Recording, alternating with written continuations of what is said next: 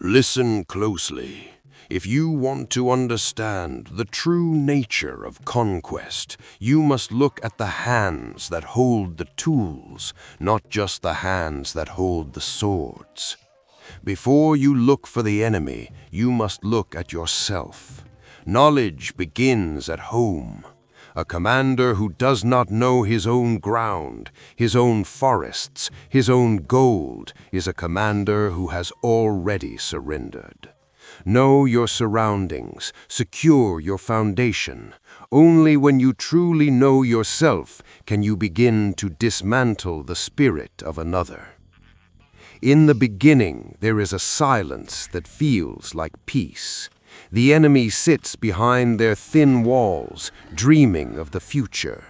They have a false sense of security, and that is exactly what I want. While they are content, my eyes are everywhere. A blind commander is a dead commander. The scouts move through the fog, not just to see the land, but to find the enemy's lifeblood. We find their gold, we find their wood, we find the berries they hope will sustain them. Knowledge is the first weapon drawn in any war.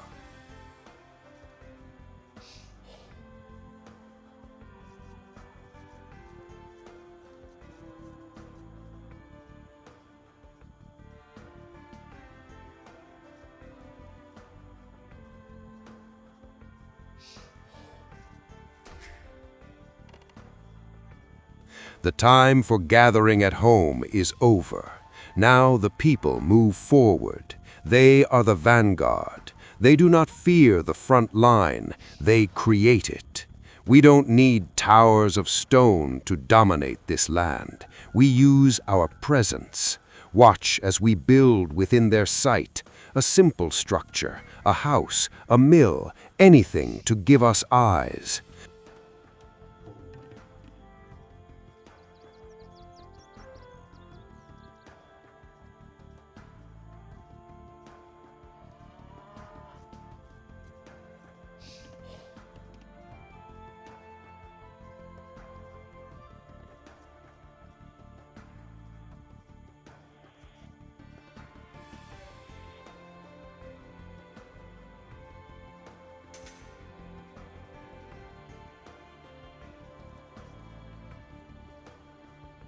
By placing our footprint next to their resources, we monitor their every move. We see when they are hungry. We see when they are desperate. We see their future before they even live it. The noose begins to tighten.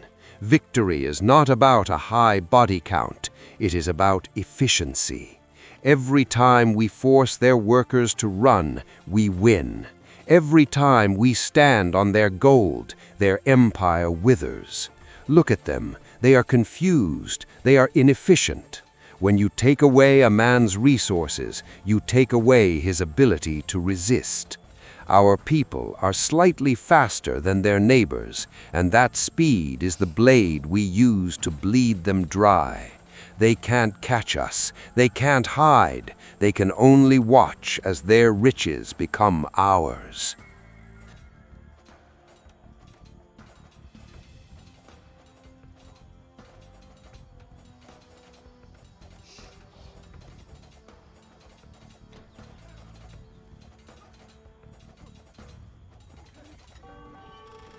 Look at them work. A true warrior does not just strike at flesh, they strike at the enemy's foundation.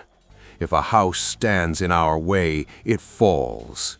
If a lumber camp fuels their industry, it is dismantled. Our people will beat down anything that stands in the path of our conquest. There is no mercy in the hammer. There is no hesitation in the torch. By the time we are done, the enemy will not even have a roof to hide under. We don't just win the battle, we erase their existence, stone by stone, plank by plank.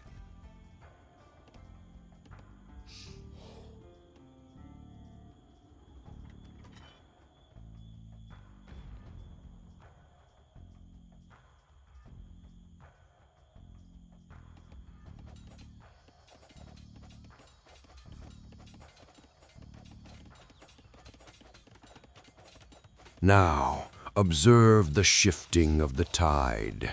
We do not look back to the safety of our own forests. Those trees are for the weak who fear the front. Watch as our wood collectors move forward, deep into the heart of the enemy's territory. They do not build their lumber camps at home. They build them at the enemy's very doorstep. More and more of our people are abandoning the old ways and moving to the front. They bring nothing but chaos and disruption to every corner of this realm. While the enemy scrambles to protect their walls, our citizens are fueled by the enemy's own timber. We breathe their air. We harvest their woods.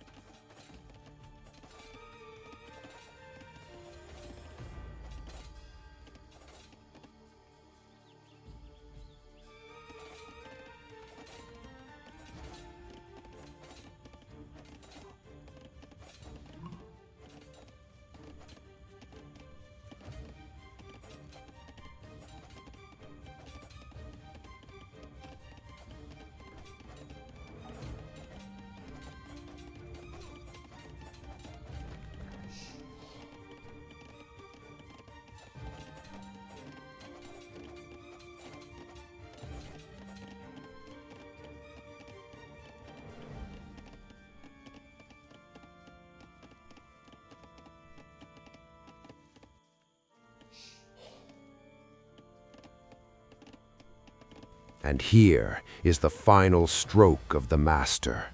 When the wood is gathered and the time is right, we leave our past behind. We cast aside our old seat of power. We do not need a home when we can take theirs. Watch as we raise our new center of command directly upon their ruins. A total migration, a total war. We have not just defeated them, we have replaced them.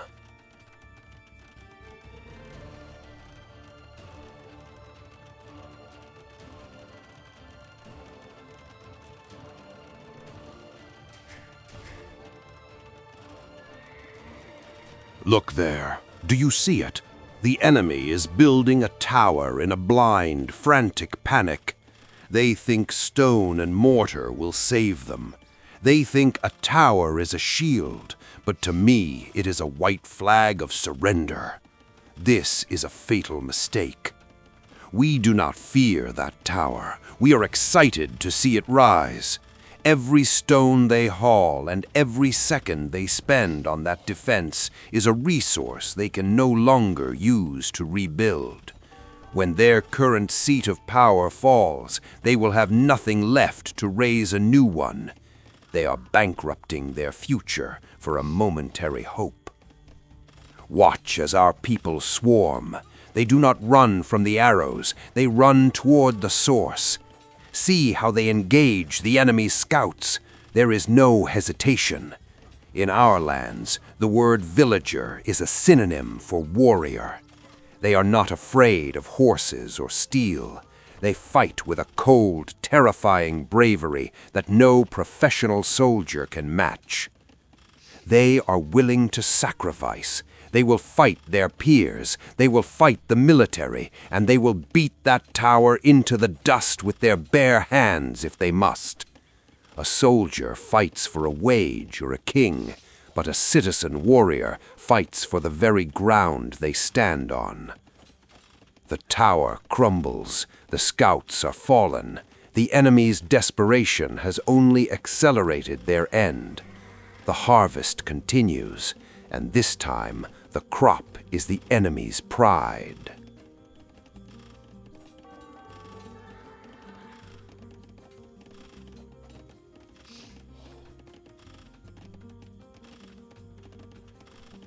As the final reckoning approaches, look at the ghost town that remains. The sharpest blade in the world cannot stop a tide. And a nation of disciplined, fast-moving citizens is not a crowd.